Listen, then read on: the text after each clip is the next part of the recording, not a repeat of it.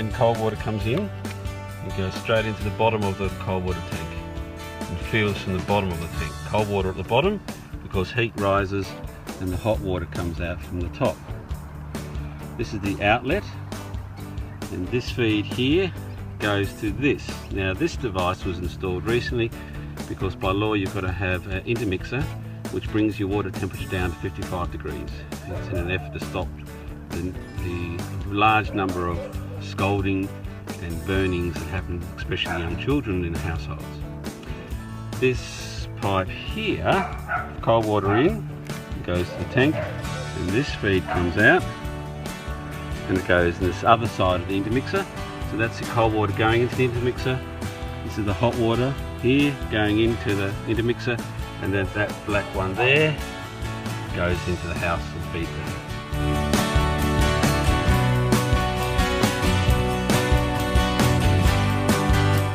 If your one-way valve has sediment in it, it tends to indicate your tank will need cleaning.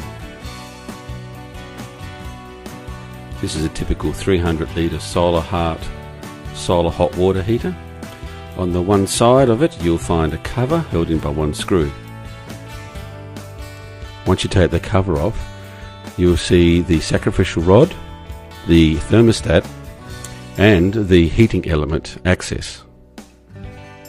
Step 1 is to loosen the sacrificial rod. It will be very tight and very hard to undo, and to do it I purchased from Supercheap a 36mm socket and had to use a very long torsion bar to loosen it. This must be done while the water tank is still full of the 300 litres of water. Once your sacrificial rod is loosened, you then use your spanner to undo and take off the freshwater inlet, and that will let you drain your water tank.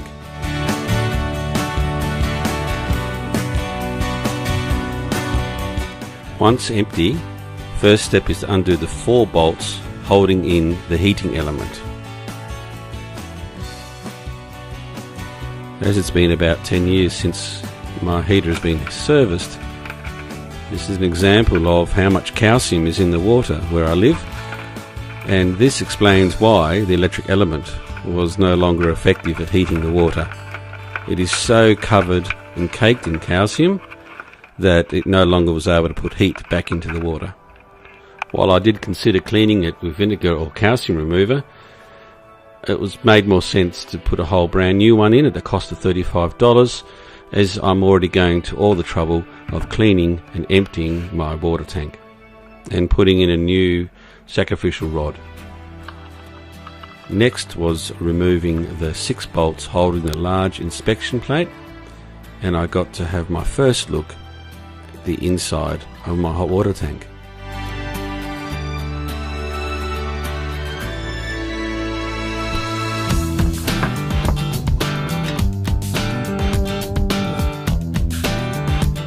You can see all the calcium lying on the bottom of the tank, and the white bits, I believe, are meant to be a plastic holder that holds the end of the rod up that has just deteriorated and fallen apart over time.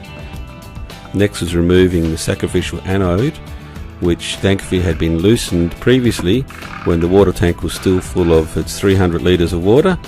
Otherwise there's no way you'd undo it without damaging all your fittings.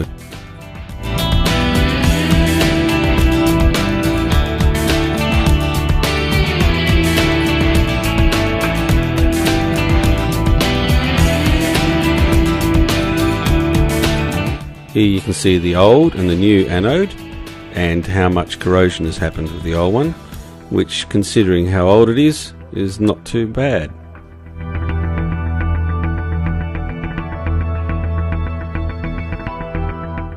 Next I took the cover plate and the O-ring back down and put them in a bath of vinegar to dissolve the calcium.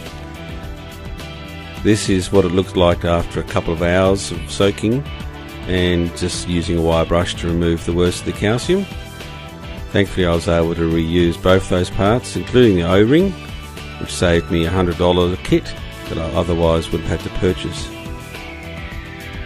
Next, grabbing my wet and dry vacuum cleaner, I use it to clean and suck up the remaining of the water and all the sediment at the bottom, but there were some large bits that needed to be picked up by hand as they were too big for the vacuum cleaner. After I hosed out the tank and then re-vacuumed it, this is the result at the end. Next, it was time to put back in the sacrificial rod.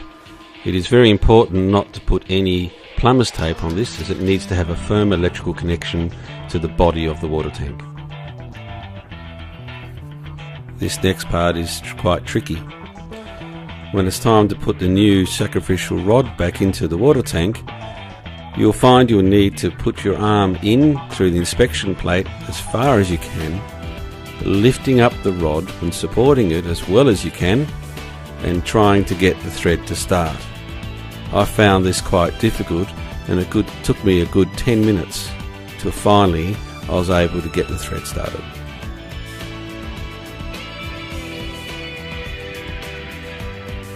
Next, it was time to put the clean plate and O-ring back in, having made sure that all of the ring there is clean and debris free.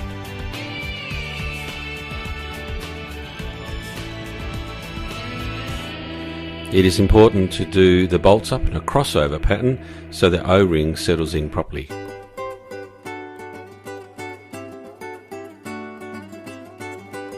Because I've been taking photos and videos throughout this project, I was able to see which way round I had to put the heating element back in.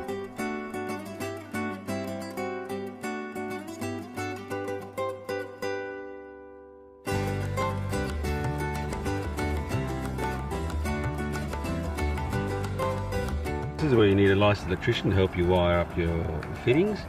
So you can see that's the feed to your element, and that's your thermostat up there, and you've got one screw fitting just here and the other one up here. This is where I put that fitting back in and to open up. This is the water inlet, and just use this spanner to tighten it up firmly and snugly. I've now got everything connected up except for the outlet over here, but when I start turning on the cold water feed, which is the tap for it's downstairs, the tank will start to fill up, and like all pressurized water vessels, water goes in, air's got to come out. So I'm going to leave this disconnected. The reason I'm going to do that is A, it will flush any last sediment that might be inside that pipe I haven't managed to get out before it goes into the intermixer. And the other thing is, it lets me know that the water level's got to this level. Once it gets to this level, the good thing with that is I know it's covering the element. Now, because it's an overcast day today, I'm going to have to use the element to heat my tank, even with take my covers off, because I like to have a hot shower tonight. So the tank's gone quiet now while I'm waiting for it to fill. Once it's filled, I can put it under there. I might just put a little cover over this so none of the gunge gets into this filter here. There's a very fine filter in here that needs to be blown out. Well, first thing you check when you're having problems. Now, one of the reasons I need to keep this cover off, and of course the power is still turned off, need to keep the cover off is I need to check any forms of leaks coming from the three main points, which is going to be that one, the big ring, and this one. So I need to keep an eye on that, but I won't really know that for sure until I get up to pressure. So hot water creates a lot of pressure, and that's when it puts stress on these seals. So I will need to put the cover on when I turn on the electricity, but I'll need to come back and check it regularly to make sure I haven't got any leaks. Alright, so that indicates to me the tank's now full. Now, unfortunately, I've got no way of turning the water off from up here on the roof, so I've just got to get myself wet and do up the fitting. Okay, well, I'm all wet, but I've got the fitting done up. So now I'll keep the cover off for a while and just check there's not any leaks. Let's just turn this valve.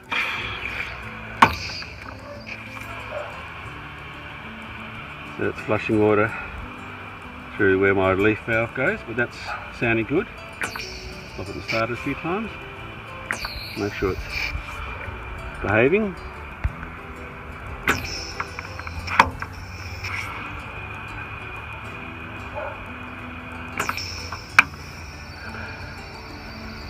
Alright. So, all finished. I'll now take the tarp off and let the sun do its work.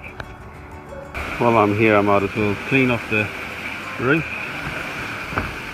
Yeah, clean the solar collectors. While it was a big project to do, especially as there was such a limited amount of information available, you can see by the costs I was managing to save quite a lot of money in terms of labour, having a professional plumber come in, plus I can do this in the future. Thank you for watching.